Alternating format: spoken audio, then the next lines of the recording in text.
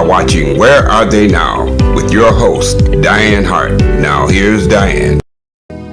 Take me in your arms. Good evening. Welcome to Where Are They Now? I'm your host, Dianne Hart-Lowman, and tonight I have the pleasure of interviewing a singer, a songwriter, a producer, a trumpeter, a band leader. The gentleman needs no real introduction. That is Mr. Hense Powell. How are you this evening, Mr. Powell? I'm doing fine. Thank you very much. Thank you for joining me. So let's get started. Where are you from? I'm from a small town called McGee, Mississippi, and McGee is halfway between Jackson and Hattiesburg. Hattiesburg is near the Gulf Coast, so that's where I was born and raised on the farm. My father was a school teacher. He also was a farmer. In those days, in order to, because we had seven of us siblings that is, 7 children. I'm the number 4. Yeah, 2 boys and 5 girls. I started school in 1953. I was born in 47.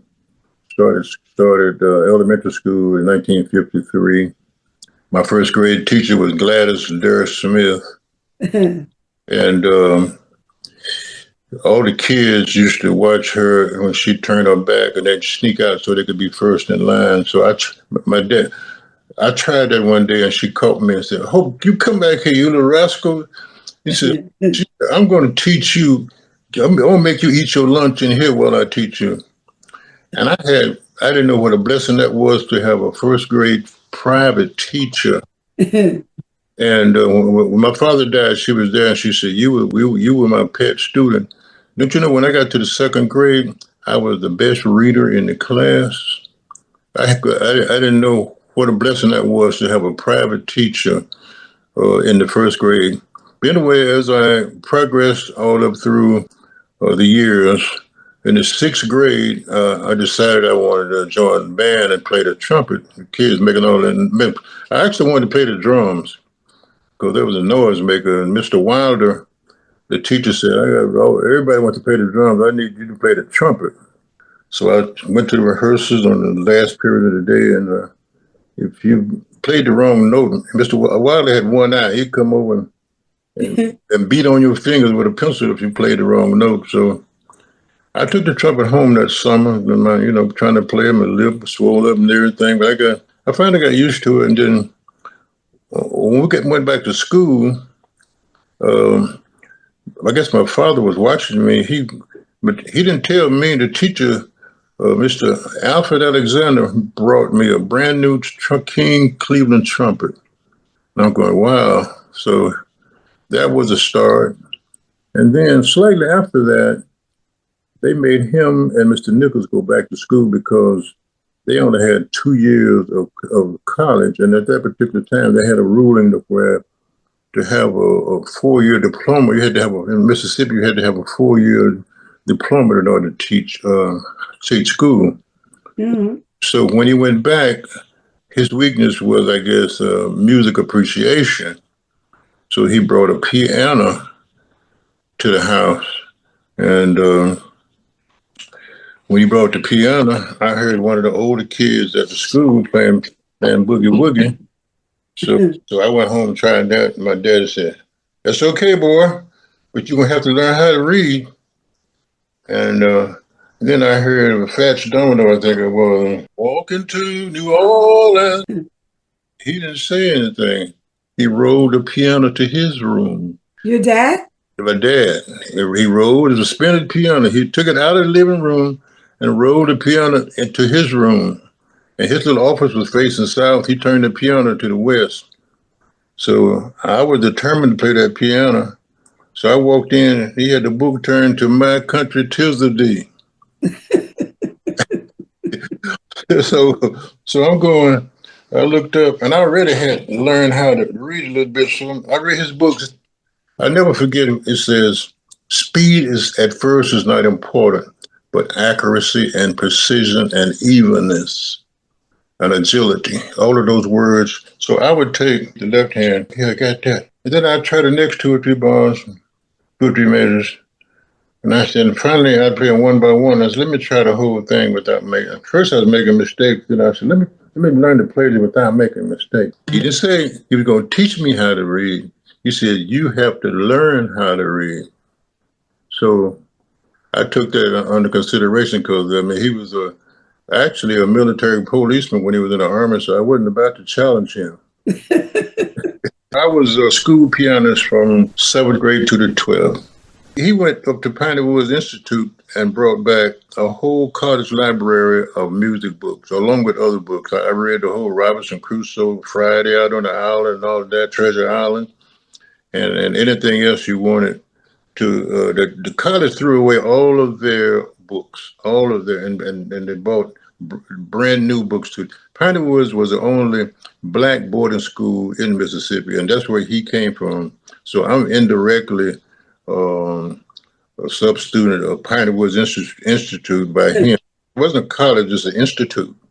And you know what I mean? So I, in the 9th grade, I had learned to play Moonlight Sonata, the whole first movement, believe it or not. I learned to play the whole first movement by memory.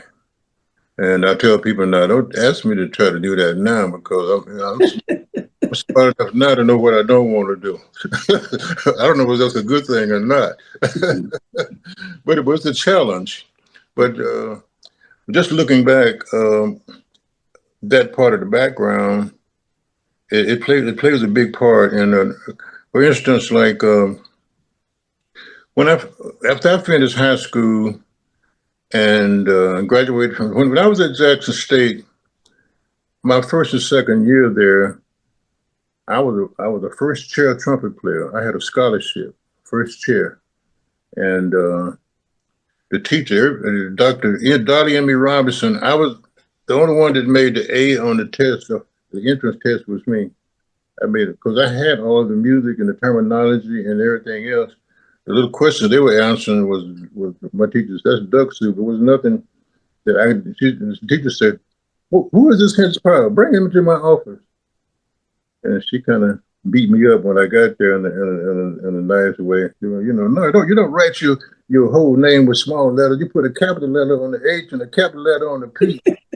Yes, ma'am. So, but I would go out and gig when I was at Jackson State, over at Brandon, and at the Heat Wave and the Blue Flames. Eddie Joe Robinson would give me half of his money, and so I'd make $5. He had 10. Booker T. Wolf would pick me up. He was a saxophone player, and I was in the theory under Miss Young. I was in a theory class one day, and she was teaching something, and my friend laughs at me with this today. He teaches. Harry Hunt. He's taught. He was my schoolmate. He taught in Chicago. He said, "Hense, you know, you embarrassed that teacher because you back there sitting in the back of the class, so you was asleep, and she caught you and said, you come up here and explain. You back here and sit in my class, you come up here and explain." So I went up and I said, okay, C to D, that's a major second, C to E, major third, C to D, that's perfect fourth, it's major sixth, major seventh, C, that's a dominant seventh. That's what do you call this, diminished chord, and this and that. And all the classes. So after that, and then on the theory class, sometime I'd be late. Mr. Clay would actually send somebody over because he said, "What's the difference between a C and a G?" I said, "Perfect. I do a perfect fifth, C to four." I do all this backwards, so it was almost like it was no class if I wasn't there. But all this because of my upbringing and all of the whole college library. I knew all this stuff before I got to college. So when I was in the hall one day, Miss Young pointed her finger at me and she, the boy said, "You don't know what you got. I said, "Yes, ma'am." She was kind of pissed off in a way because she thought I didn't know how to answer. I answered all the questions that the other kids were stumbling at. But it wasn't. I mean, what she was trying to teach, I already knew. Right. You already knew. So it wasn't. But she was trying to tell me that you need to do this because you could go here and you could. She stopped me in the hall and just pointed her finger and read me up and down. So let me ask you this. I understand that you played with Bloodstone. Natural High was one of my favorite songs. We Yes. Go a Long Way Back was one of my favorite songs. Bloodstone, I got with them in 1970. I had a brand new Oldsmobile 442. I drove from Jackson all the way to California. Wow. And I told my wife's cousin, I said, where's the action in this city? And he took me down to Peyton Place, 38th and Western in Los Angeles. And I went down to a rehearsal and I brought my horn. And they said, well, we're getting ready to go to the Colony Club in Las Vegas. Come back tomorrow and let's see. Now, there was a saxophone player that wanted to get the job too, because they were looking for an instrumentalist. And sometimes they wouldn't sing, they wanted somebody to play the instrumentals. Uh-huh. But the saxophone player didn't have a car. And I tell people I got the gig because I had a car. Because they really wanted a saxophone player. They didn't want a trumpet, they wanted a saxophone player. And Roger Durham, the oldest singer in the group, who died in '74, just got out of the Air Force with some ailment that he could cope from over there. He had this money from the Air Force, so he had a Cadillac, brand new a Bonneville Cadillac, and then I had the old 442. So that was our transportation. So anyway, I stayed with them for a while until I had a wife and a baby, young baby, and $25 a night. They were starving me to death. So I took a schoolyard job in Los Angeles to supervise junior high school kids for doing, for a while. Uh-huh. And it was for the spring of that year. And then one teacher told me, said, Mr. White there was a job opening at Manual Lodge if you want to go for it. So I applied for it and I got it. And there was only one course I had to take, which was called California Constitution. And I had to go so it was a college over on Vermont. I forget the name of it. And I went and I took the course and I passed that course. And while I was at Manual Lodge, I would still go down and play with them at night. At that time, we left Peyton Place and went down to the apartment. But while we was at the Peyton Place, Lonnie Patrick said that group was good, but he said, since you got with them, they're something else. But what I was doing, I was only teaching them what. When I was at Jackson, I had a group called the Mid-South Review from 1978, 79. I had formed a group with Booker T. Wolf and Mike Frasconi, who was the manager, the Italian guy. And we had a whole unit. Freddie Graves, who was kind of the runner, with the transportation and all that. But I was the band leader. I actually taught college kids how to gig. They didn't know how to play the songs. I was doing it in high school, right? My senior year in high school, I was the band director. They chose me to rehearse the kids and do all of the shows. Like, I didn't get paid a penny. Just get ready to ask, did they pay you? One penny. But see, my dad was really on top of education. I have a sister that worked I forget whether it was Ole Miss or Mississippi State.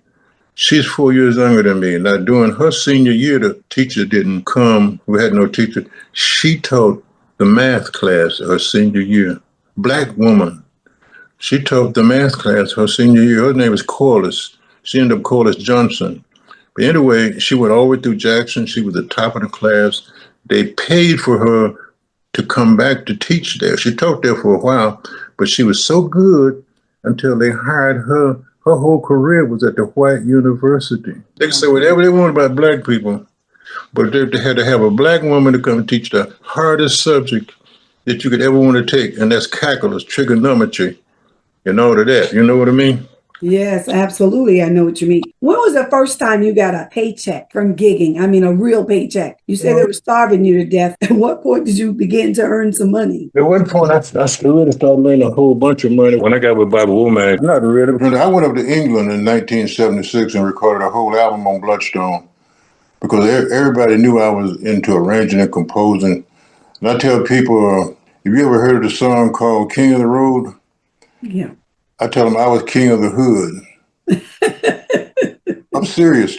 if you need a horn arrangement, string arrangement, the rhythm arrangement, and a lot of times, a lot of that didn't go through the union. I was the guy to go to. And but anyway, that was my first big paycheck. I made enough money over there to come back, and slightly after 1976, and and put my down payment on a house.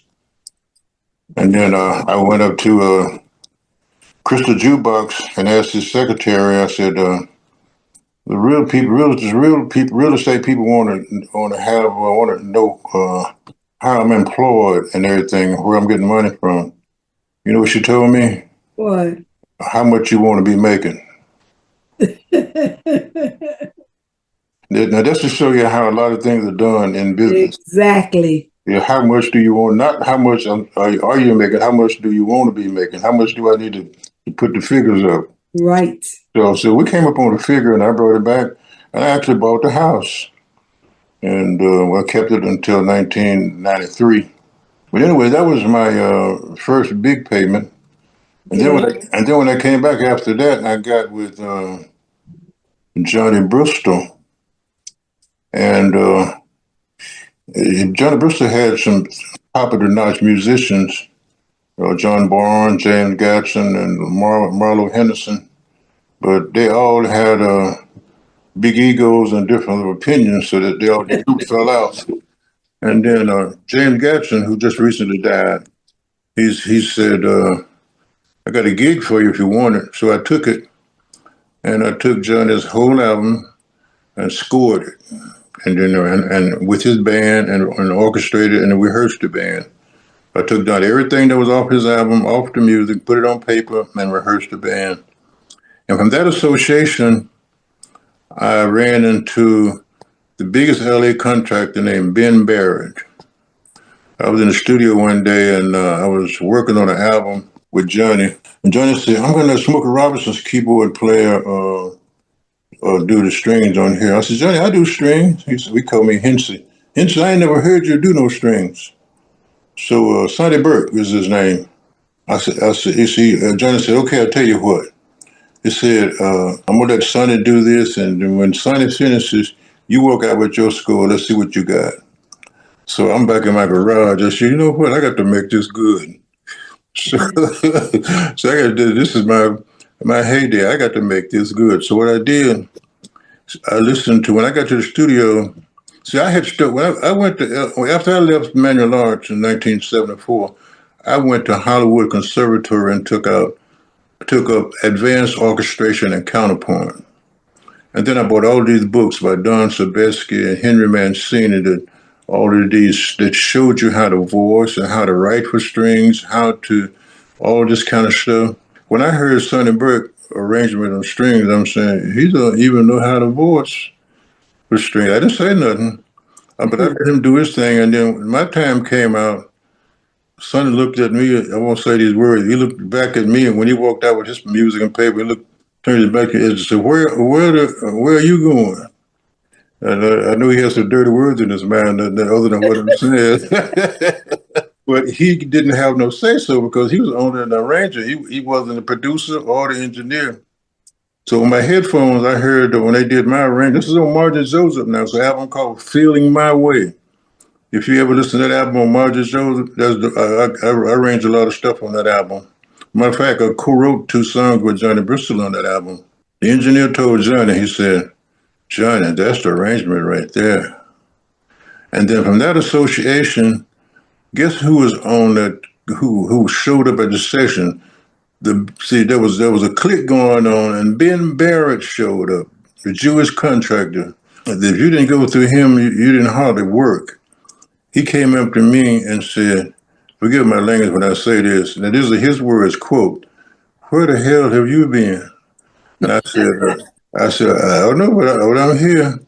Don't you know, he gave me so much work. I ended up with Lamont Dozier would call me at 6, 7 o'clock at night, and then have 3 or 4 songs the next morning. And I had to go in the studio, arrange that, and get it to the copies, and be at the session.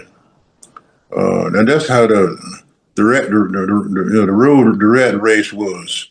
You had to be good enough. But I'm glad at that point. My teacher told me, he said, at Hollywood Conservatory, I'm going to teach you how to arrange and compose the way they do in Austria and Vienna. Ah. To where here's a melody, here's a counter melody. You don't have, you got to be on automatic pilot. You don't have all day to think about this. So, and that, that helped me out in 1996. I'm the one that arranged the string arrangements on Rudolph Hazlitt's gospel album. Gene Page was the arranger that did all the Barry White stuff. He called me and said, Mr. Powell said, I'm in the bed sick here. He said, they won't let me out of here. I need you to take down the piano transcriptions. And I did that. Then he said, I can't move. I need you to do the strings. This was on a Tuesday night, so he had his little runner bring the CDs and cassettes over. I said, Gene, can we do this on Friday? He said, no, tomorrow is Wednesday, the date, 10 o'clock in the morning. He said, just have 3 or 4 of them ready and write as the day goes. And who was that for? Rudolph Hazlitt. Okay, it was for he was putting together an album? It was for his gospel album, for his first gospel album. But Gene told me, he said, okay, you're going to get paid good, but you don't get no credit. So that's the business. He said, I did a lot of, McKinley Jackson used to hire me back in the day, in disco days, to come do go to the studio and do his stuff, because he had so much stuff, he didn't have time to do it all. And he'd tell me, okay, I need you to go to ABC Studios and to say, set up, here's a chart. Well, I was used to looking at scores and charts because I had it in college and I was teaching it in high school. It wasn't nothing for me to look at a score and see all of it, who does what. And he said, okay, this is that. And okay, all you got to do is go conduct it and you get paid. But you say, but on the album, you're not going to get any credit. And you know what? In 1980, I tell people, out of all of the musicians in Los Angeles, Reggie Andrews, the biggest black high school in Los Angeles was Locke High School, Allen Leroy Locke High School. That's where Gerald Albright went to school, Patrice Rushen, and all of these are students of Reggie Andrews. And Reggie said, I need somebody who can teach as well as part of the industry. So when I'm over there, I said to myself, I'm going to do something good for you guys while I'm over here. And what happened was they were getting ready to go up against Eagle Rock. Now, Eagle Rock is the biggest white school, pretty much. And, as far as if you want to look at the racial, ethnic, they were the biggest school there to going up against Locke. They just knew they had Locke beat. But Locke uses Gumpers, which Frank Harris is the teacher over there. And Frank is from Southern University. He's my rival. I'm at Jackson State. We used to play them back, and you know what I mean? So I arranged Rhapsody in Blue for them. And what happened was they wrote me all up in the Sentinel in the paper. And Don Dustin, he was over the whole music department of Los Angeles. He came back and said, man, that was one hell of an arrangement, boy. See, I'm going to make you your own part of Espresso today. But we would have espresso coffee right after lunch. Then Reggie Andrews, who went to Motown and came back and said, oh, man, that was cool, man. He said, they wrote you all up in the Sentinel paper. Now, Frank Harris came walking down, I call it on the yard, on the campus. He was walking by me one day and he said, yeah, man, you're a nice arrangement, but you ain't no Quincy Jones. Now, you know why he said that? Because in the Sentinel paper, they said, whoever wrote this is like a Quincy Jones. Uh-huh. But during the rehearsals at Locke, Frank was saying, well, we don't need the clarinets and the flutes because Southern University, we don't use them. We use all brass. I said, yeah. I told him, I said, we need them clarinets and flutes because I'm going to treat them like strings. Here we go with the counterpoint and the melody. So when I have the brass going to have the strings and the flutes going counter melody. When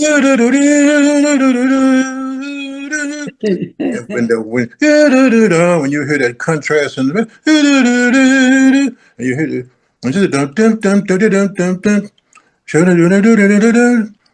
so I did my own arrangement of it because we had played the song in college, so I knew what it was.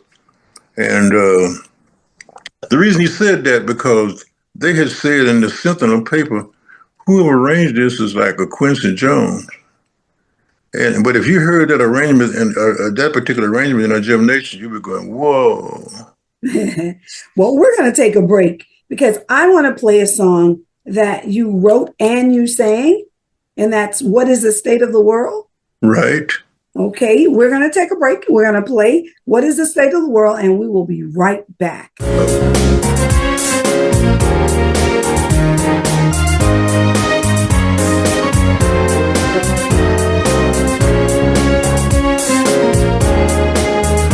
If it's love, I'll freely give to you what my heart has in store. I will leave an open door. Hear my plea. If it's peace, I'll spread it all around. All the world stands to see is the beauty inside of me. My Lord, I want the world to see. With compassion I feel for the poor, sick and homeless. Where will they go in despair? And who will they turn in need of care? Search your heart and mind. Life is just a matter of time. Are you willing to give? Are you willing to share? Help us repair what is the state of the world in the new millennium. Are we moving so fast for the time will not let us see? Tell me what is the state of the world we live in today? Global warming, economy, the homeless, disease, and poverty. The land and the air, the oceans and seas. Peace and love for all humanity. If it's shelter for all, I will provide. Why should people live in the street with no place to sleep? Hear my plea. If it's hunger, I'll serve every race, creed, and color. All the world stands to see. It's the beauty inside of me. My Lord, I want the world to see. There's a light at the end of the dark winding tunnel. There's hope if you open the door. Who knows what God has in store? Search your heart and mind. Life is just a matter of time. Are you willing to give? Are you willing to share? Help us repair what is the state of the world in the new millennium. Are we moving so fast for the time will not let us see? Tell me what will the future unfold for new generation? Will man live in outer space and find a cure for disease and poverty? Tell me what is the state of the world we live in today? Global warming, economy, the homeless, disease, and poverty. The land and the air, oceans and seas. Peace and love for all humanity. I wanna know. What is the state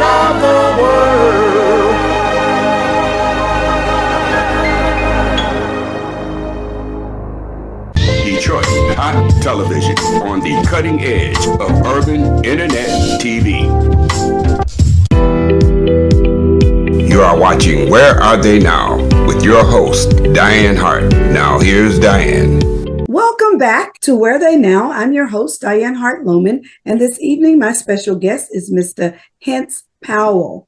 That's a Bad Jam. So now let's talk a little bit about that song. What inspired that song? It was during the days of Ronald Reagan, and I saw all these homeless people in the streets, and I had never saw, I think during his administration, they let a lot of these people out on from wherever, whether they were, but they were all in the street, and that's the first time that was in like maybe the late 80s, early 90s that the whole homeless thing kind of took off.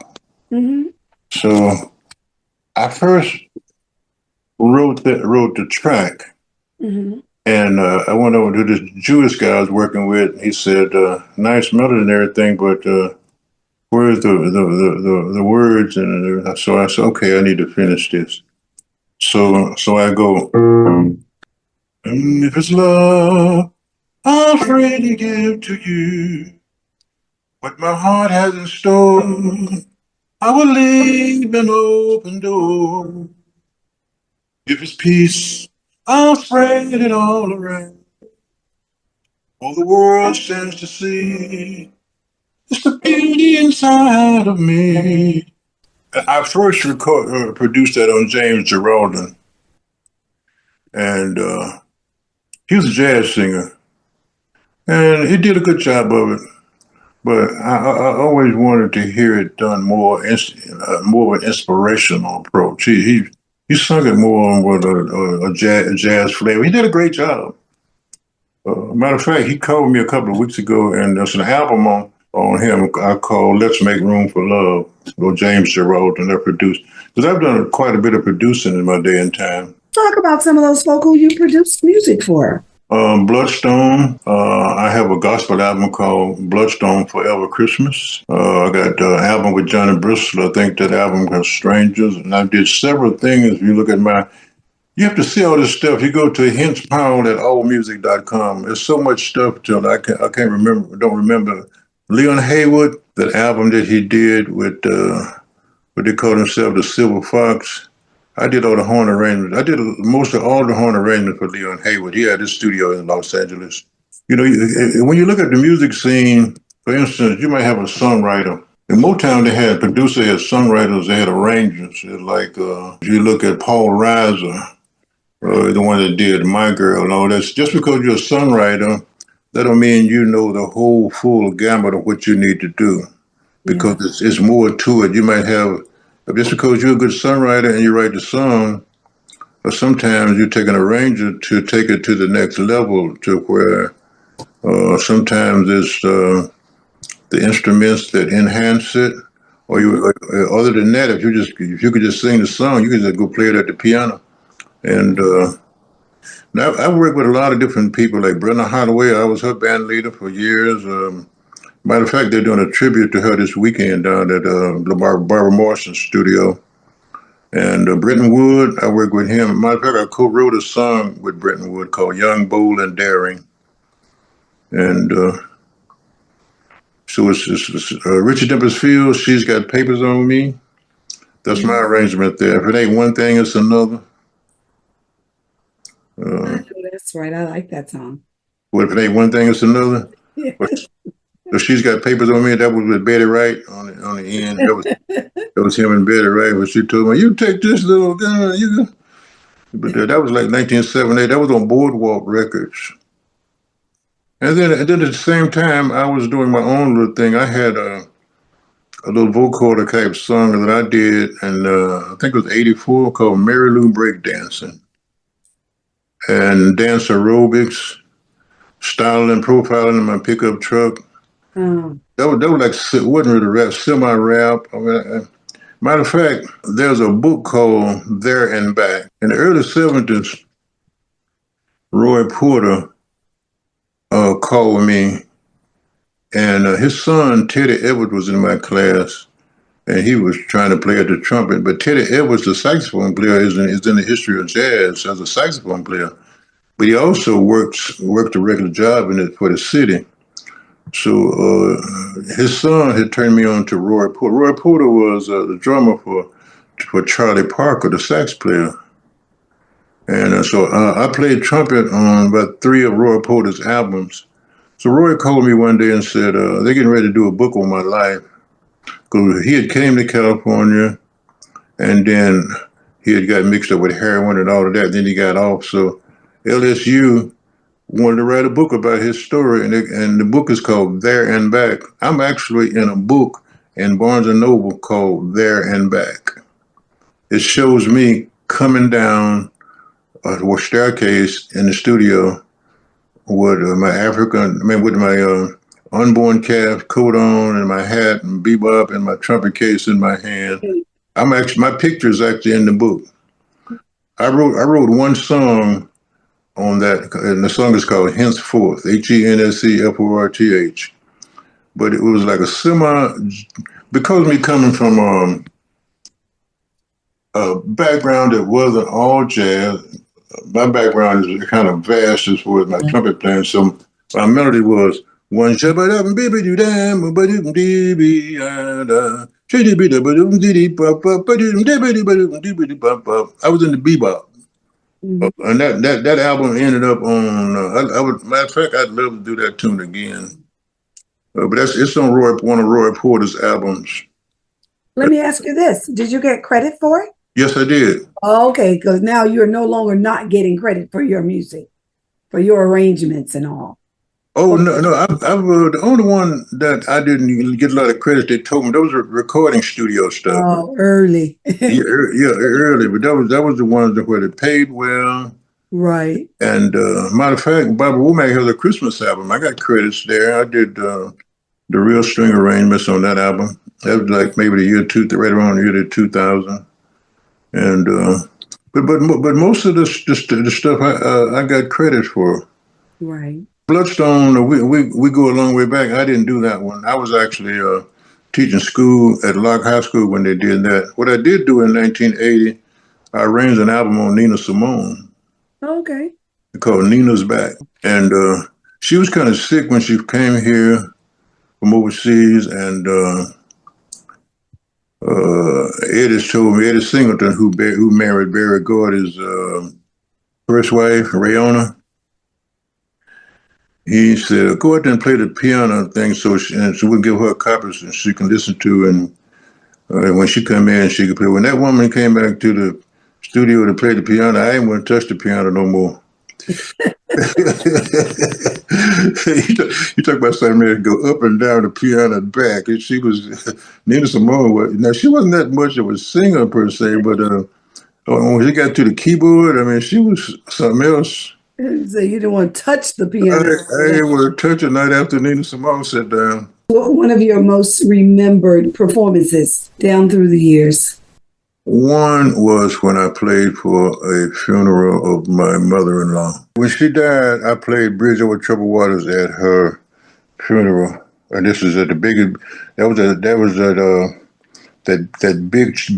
big church in Los Angeles. The biggest church. I forget the name of West LA. Oh, okay. That was West LA. So I warmed up that morning real good, and I said my prayers. I said, let me play this song here too. And what I did, they had this great big motif 88 keyboard there, and I walked up there and put the music up, and I played it down first, and then on the second round, the organ player came in. And then sometime musically, to make a performance, it's like a sports player. Once you get off in the zone, you're not really thinking. You're playing from the spirit of it. You're not playing from the notes. You're playing from the spirit of the thing. To where I did that once at a church, and this evangelist said, "You got to play that again." and the Holy Spirit came over me. And I tell people, I said, you know what? That was not me playing that piano. I said, that was not me. I said, that was not. I said, something came over me. I said, I'm all in tears right now, and it just came over. It's just like on the day of Pentecost. If the Spirit comes in, a lot of people, I don't know if people ever witnessed that or not. That might be more than, I don't know if I could have handled that a second time. But anyway, when I got up to walk back to my seat, the whole church stood up and applauded. I said, wow. Wow. I have never had an applause like that. That meant more to me. Standing ovation. Yeah, that meant more to me than any money could ever mean, to where they enjoyed. And this was West Los Angeles, the biggest church in Los Angeles. Mm-hmm. To the point to where, and here I am, a self-taught musician, to be able to pull that off. I'm playing with a guy by the name of Torrance Brandon Reese, who, I was a band leader for Bobby Womack for 19 years, almost 20 years. Oh, okay. From 1994 to 2014, I was a band leader for Bobby Womack. I first started off the first year, I was just a keyboard player, and then the percussionist and the bass player got into a boxing match, and Bobby called me one day and said, I need you to, I said, I heard about you. You said, your reputation supersedes you. I said, Bobby, I don't have to be nobody's band leader. Yeah. But James Gaston, your reputation supersedes you. I need you. He said, I'll make it worth your while. So I took it. I was making $1,100 a show. And sometimes we do 3 jobs on a weekend. Mm-hmm. But I had my work cut out for me, because I had to do the cleric work and keep up with his paperwork. I had to call for the limousine. I had to be the band leader, and then I had to go and collect the money and pay the band. Oh. and before that, I had to call Roger Redding, Otis Redding's brother, who was the agent, to make sure that the boarding passes for all the musicians. See, it's a whole business where you have to coordinate everything. You can't take, and I tell people, I said, don't send me no email. You better call me. I need to hear from you. No, that's right. Is you ain't. Don't send me no email. Just say is you is or is you ain't. So Are you still playing? Yes, I am. So you're gigging even today, huh? I'm gigging even today, and I thank God I'm able to play. As a matter of fact, I'm playing this weekend on the 25th. We're doing a tribute to Brenda Holloway. Okay. We're doing a tribute to Brenda Holloway and Peebo Bryson, who just recently died. Right. And we're doing a song by Al Green called Judy. Uh-huh. And Torrance, when he first called me, I turned him down because you want me to go up on YouTube and get all this. You ain't got no charge. I said, you want me to write charge for free? Then I found that he said, well, I'll pay you a little extra money if you. And so I said, okay, I took it. And he still ain't paying me what I deserve to get. But he is halfway trying to come. Because see, here we go again. See, just because you're a singer, entertainer, there's more to it than that. If you don't know how, and then a lot of times, here we go back to the discipline of with musicianships. Who is that? My mother said every chicken has to have a head. You know what I mean? So you can't have it's like in the army. You got to have somebody got to be in charge. Somebody got to lead it. Yeah, every chicken has to have a head. Yes. You know what I mean? So I just thank God for my blessings, and I can't tell people go do it the way I did it, because it may not work for you. That's right. But that's one of the questions I really like to ask you about. First, where can your fans find you on the social media platforms? Go to Hense Powell at allmusic.com. And that's on any of the... It's a site that for musicians, credits and everything. It's a special site. Just go put my name in it, small, the HensePowell at allmusic.com. And some of these things, just go to YouTube. I'm up on YouTube on styling and profiling, Mary Lou breakdancing. I'm actually singing The State of the World.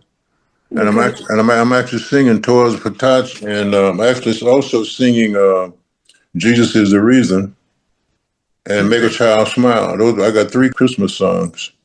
We're going to take a break and we're going to listen to Toys for Tots. Okay. Toys for tots. Toys for tots. We care a lot. The joy of Christmas is all in the air. There are those who can't help themselves. They need your tender care. Every child wants some presents underneath the Christmas tree. The less fortunate are wishing and hoping for presents from you and me. Toys for tots. Donate and give a lot of toys for tots. Help the poor and needy children. Toys for tots. Let us show them that we care a lot. there are many needy children all around the world. If we dare to care, there'll be enough for every boy and girl. Early Christmas morning, every child will be awake. Whatever you can give, they will surely appreciate. Toys for tots. Donate and give a lot of toys for tots. Help the poor and needy children. Toys for tots. Let us show Let us show them that we care a lot. Let us show them that we care. Toys for tots.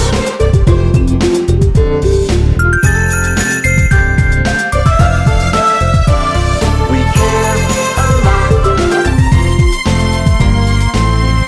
Lots of girls and boys are looking for presents and toys. Your generous heart of compassion will surely bring them joy. Many children go without, right here, far and near. Your donation and support will fill their hearts with Christmas cheer. Toys for tots. Donate and give a lot of toys for tots. Bring a box of unwrapped toys. Toys for tots. Let us show them that we care a lot. Share with lots of girls and boys. Toys for tots. Donate and give a lot of toys for tots. Help the poor and needy children. Toys for tots. Let us show them that we care a lot. You will surely bring them joy. Toys for tots. Donate and give a lot of toys for tots. It's a new day for Detroit radio. It's internet radio. Make sure you're streaming in your car. Detroit's digital radio station for a new generation. DetroitHotRadio.com. Terrestrial radio can't do what we do because we are setting a new standard in Detroit. The best Detroit artists are here, along with all your national favorites. The most music 24/7 by all your local favorites, like Anita Baker, Michael Henderson, Kim, So how did you find your way back in and the Dramatics. If they're from Detroit, they're heard here. This is where Detroit turns for R&B from yesterday and today. 24-karat magic in the air. Detroit Hot Radio. Hi, Hi, this is Dianne Hart. Be sure to catch my shows as we interview politicians and special guests on Wednesdays at 7 p.m. on The Opening Statement, the Lit TV network on Roku. Also, watch Where Are They Now as I interview entertainers of yesterday and today at 7:30 p.m. Detroit Hot TV on Facebook. Thank you. You are watching Where Are They Now with your host, Dianne Hart. Now here's Dianne. Welcome back to Where Are They Now? I'm your host, Dianne Hart-Lowman, and my special guest this evening is Mr. Hense Powell. That is a bad jam. Tell me what inspired that song, Toys for Tots. You're just looking at children, you know what I mean? It's kind of, children is kind of like, Christmas is kind of like for children, I always thought, because when I was a young kid coming up, my uncle and my dad, we was out walking around in the yard doing something, and I didn't know any better. And I had a dream that night, and I told him, I said, I saw Santa Claus last night coming down the tree. And they didn't try to debunk me or anything. They just looked at me. I swear up and down, I saw Santa Claus come. It was real to me. Yeah. As a child. You know what I mean? So, and then every so often, they would have on the media, you know, they give the gifts for the toys for the children and everything. And so I said, so I found a way I had a little melody, and I said, I had to work around that melody because I didn't want to change it. Toys, I wanted it to be a chant. Right. Toys for tots. Toys for tots. I wanted to be childlike. Matter of fact, I probably would produce it again and let kids sing it.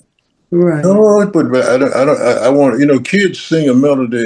If you watch how they sing chants a certain kind of way. They don't be da da da da da da da da da da da da.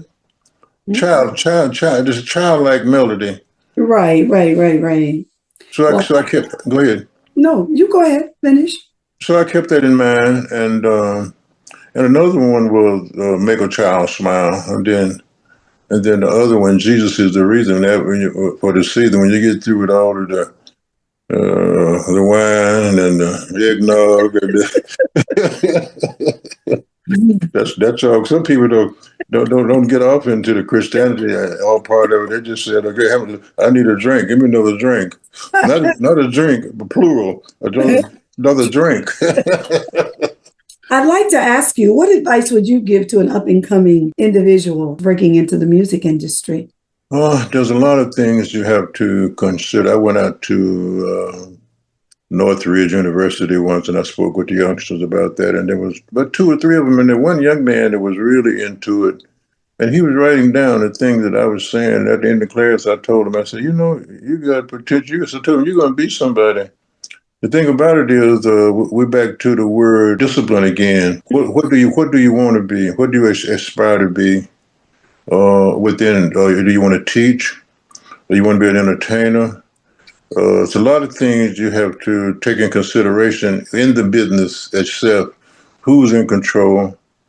What are all the obstacles you might come in contact with in the midst of all the adversity and all that kind of stuff? It's an education where it's not like some get over. Maybe a rapper, you may get over, but here and there. But what do you want to sing? Are you playing music for the sake of playing scales? I stopped years ago. If I would teach, I would teach in a different way than a lot of people teach. A lot of times they teach music for the sake of playing scales. I stopped doing that, and then I taught myself to where whatever you play has to be musical, because your habits make you or break you. If you play stilted, you play stiff. If you play robotic, whatever you do it as if it's the real deal, and make that part of your habit, because when you start playing spiritually, it's going to come back to haunt you, whatever you do, whatever you've done, right or left. Right. And what do you think has kept you in this space as life continues to go forward? The grace of God It's good because it's kept me in this space. I said my prayers. I said,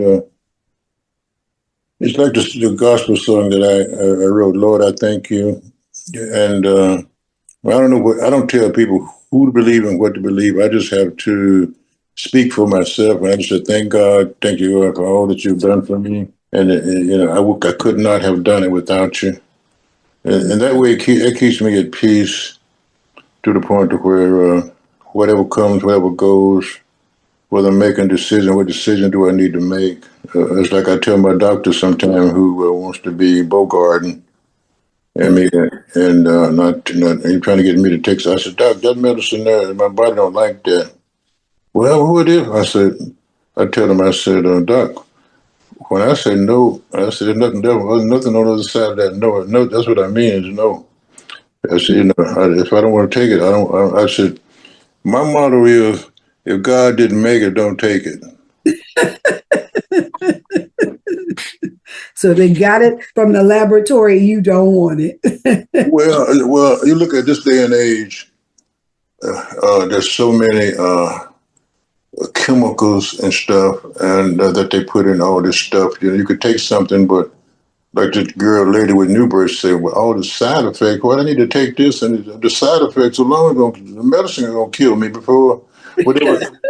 The medicine gonna kill me before whatever ails me kills me. If it goes through, it mess up your kidneys, your lungs, but see, your body really doesn't like all of that. All those chemicals running through your body's not designed to handle your kidneys. It'll go through and destroy all the veins and capillaries in your kidneys. Right. So you got a lot of people don't understand. See, if I wasn't a musician, I would be into either physics or chemistry. I would not necessarily a doctor, but I would be in one of those kind of things to where, because I was a top student in class in high school in physics and chemistry and biology. Yeah. And I was okay. I took algebra and that's the algebra 1 and geometry. But there's a lot that has to go in. When you look at aptitude, some have it good and some have it weak, and then no, all of them don't have the same goals or the same ambition in mind. So that's why some excel, but don't. So they don't understand the outcome of what needs to go. And without, sometimes you have to do things without question. You know what I mean? Why do I have to do this? Why do I have to play these scales? Why do I have to play these arpeggios? How many times I got to play that until you get it right?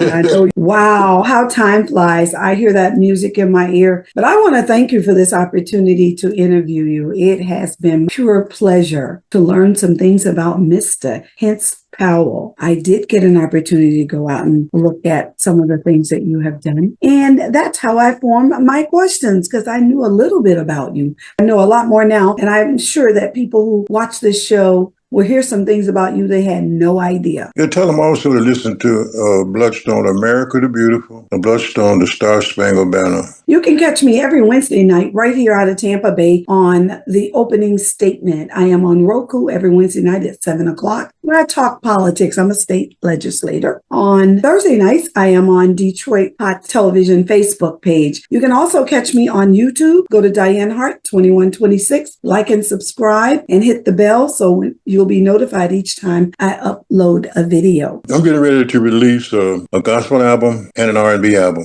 They both have 12 songs. And I also got 2 science fiction songs. I say within the next month. And what I'll do, as soon as I finish the copyrights and send them out I'll send you some links. Thank you so much. I appreciate that. Enjoy your weekend. Thank you. You're welcome.